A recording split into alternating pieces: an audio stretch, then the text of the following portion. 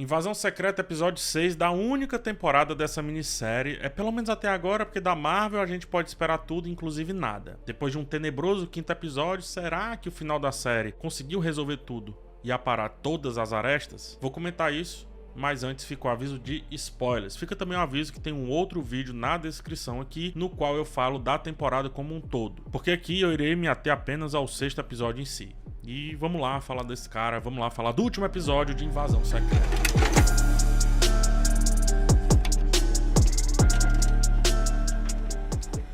O episódio segue diretamente o gancho do quinto, com o presidente acuado pelo Rhodes Screw e o mundo prestes a entrar em guerra, seguindo o plano de dominação de Gravik. A montagem do episódio tenta dar ritmo ao pouco que parece ter em mãos, intercala dois núcleos, acelera até o que não é muito acelerado, cria uma dinâmica de movimentação no núcleo do presidente que não faz muito sentido, e tenta compensar tudo isso com um diálogo que beira a inutilidade no núcleo lá do falso Nick. Muita coisa foi feita para enganar que simplesmente não funcionou. Se a ideia era revelar Gaia na pele de Nick Fury, nas cenas onde ela tá sozinha, cambalear fingindo passar mal com a radiação, só serve talvez para enganar o câmera. O câmera ou os bestas, a gente, né? Mas ainda assim a cena inicial serve para mostrar mais ainda para Gaia como realmente Gravik se tornou um verdadeiro extremista e fazer ela chegar aos finalmente que teve no episódio. Ela serve para isso, né? Quando ela vê lá todos os corpos pelo caminho, é para isso que essa cena funciona. Mas daqui a pouco eu volto nesse ponto em relação ao final do episódio. Fora isso, no geral, eu acho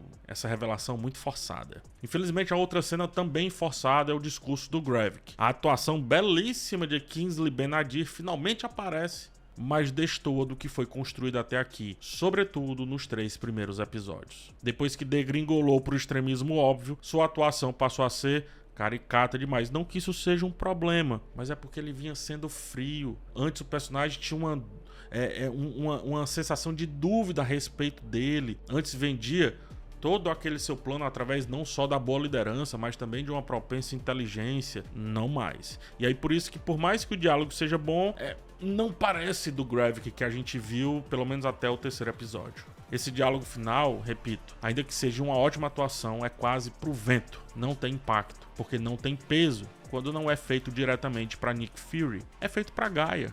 Não à toa, Gaia, quando se revela, conclui o diálogo usando o elemento clássico. Você matou meu pai, você matou minha mãe. Quase como aqueles filmes antigos que diziam: esse é pro fulano, e esse é por Beltrano, e tome catapum, catapou e etc. Coisa de quadrinho também, olha aí, ó.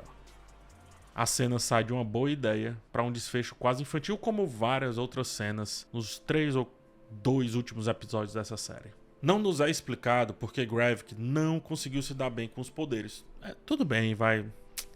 Isso é pedir demais, talvez, né? Fica claro que o raio iria obliterar Nick Fury e espero que Gravik tivesse ciência disso, mas não me entra na cabeça como Gaia, mesmo estando há pouco tempo com eles, conseguiu controlar melhor os poderes do que o seu ex-companheiro. A cena de luta me parece novamente uma tentativa de apenas jogar ao vento as possibilidades que nunca chegam a ser concluídas, que nunca chegam a ser atendidas ou utilizadas. Ainda que seja uma boa luta, não passa de algo localizado. Piora porque a partir de algo tão localizado, a Marvel cria mais um problema para si que vai ter que resolver daqui a pouco. Ora, se já era difícil lidar com a Capitã Marvel, que não pode aparecer o tempo todo para resolver todos os problemas que aparecem nos filmes e séries, etc., o que dirá agora de 2 Capitãs Marvel? O MCU vai se enrolando e ficando cada vez mais difícil de ser conciso sem deixar furos. Talvez seja isso que ela queira, criar retcons para dizer assim: foi lá que eles fizeram isso. Na cena do presidente acuado, a dinâmica é absolutamente forçada, assim. Se a ideia era mostrar que Rhodes era um Skrull,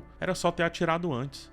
A consequência seria benéfica e não precisava usar a exuberância de Olivia Colman, mesmo quando está apenas apontando uma arma para outra pessoa. Nick estava se desfazendo dos Skrull de qualquer jeito, então matar antes ou depois o Rhodes Skrull não ia fazer diferença alguma. Pelo contrário, iria resolver aquilo ali de uma maneira muito óbvia, sem ele precisar ficar fazendo teatrinho. Como a gente viu, não fez diferença nenhuma, essa é a verdade. O que me leva a crer que talvez, e isso pode ser eu forçando entendimento onde não há, talvez fosse Sonya e Nick também testando o presidente. Mas sobre isso eu também volto a falar no final.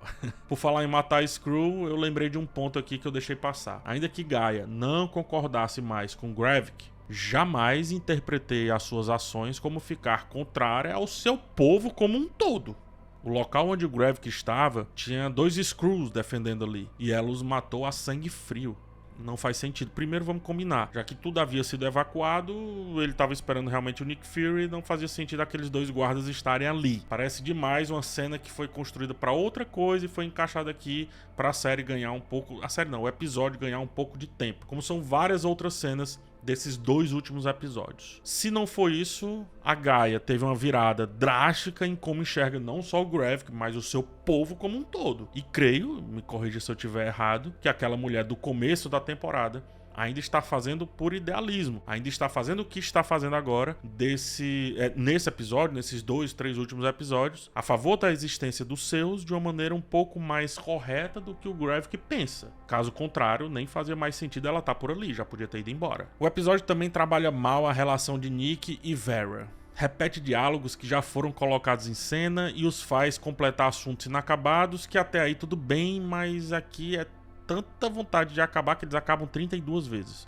Brincadeiras à parte. Das 3 cenas dos dois, apenas 2 bastavam. A primeira, quando falam ao telefone, e a segunda, quando se encontram na casa, são redundantes. Elas falam a mesma coisa, levam para o mesmo destino, no caso, a Vera se encontrando com Nick antes que ele deixe a Terra mais uma vez. Pelo menos conclui o papo. Se ele ama Priscilla, se ele ama Vera, isto é, se ele ama a imagem ou se ele ama a pessoa. Ele ama a pessoa, olha que lindo, mas a revelação é tão piegas quanto um romance fajuto da década de 90. E aí sobe a trilha sonora.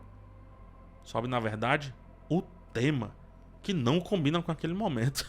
Ainda que a série fosse extremamente pessoal, como se mostrou desde o 2º episódio, mais precisamente, perceber que toda aquela jornada era para o Nick Fury quase irrelevante para o atual status da Marvel e era para ele resgatar o seu amor, dá lembranças do quanto essa série foi pouca diante do potencial que tinha. Ao final ficamos com um novo acordo Skrull humanos, jogando fora tudo que aconteceu na temporada na relação desses dois, mas também uma caça desenfreada por todas as espécies de outro planeta, o que me faz pensar, ainda que não sejam de outro planeta, o que os Asgardianos vão pensar dessa atitude do presidente dos Estados Unidos. Cara, aparentemente, apesar dos pesares, o plano de Gravik deu certo. Provavelmente não só o presidente dos Estados Unidos, mas muitos outros sejam Skrull e a saga Invasão Secreta tenha começado apenas agora. Sendo assim, terminou a Invasão Secreta versão Nick Fury e talvez comece a Invasão Secreta não tão secreta assim. Quando o presidente fala que aquele é o planeta dele, pode ser só arrogância estadunidense, o que faz muito sentido, mas pode ser um ato falho típico dos Skrull que não conseguem não parecer Skrull por muito tempo.